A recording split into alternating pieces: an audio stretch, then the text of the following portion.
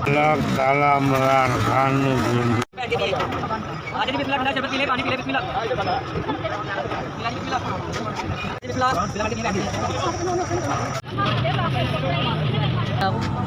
अल्लाह के नाम से बनते रहो।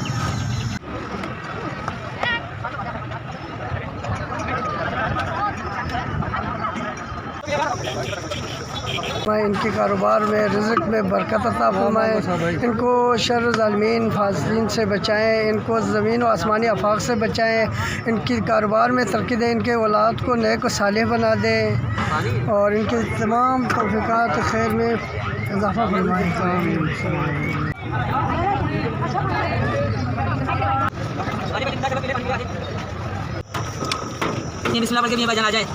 अल्लाह उन्हें तंदुरुस्त देवे, अल्लाह उन्हें होर देवे, सेहत देवे।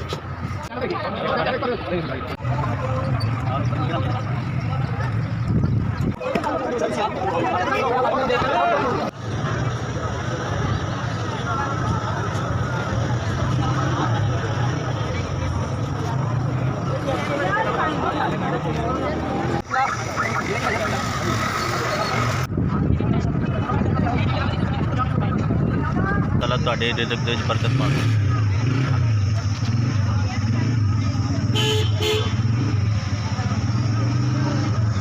बड़े कमाल के बनने हैं चावल, बड़े भी ये भी बनने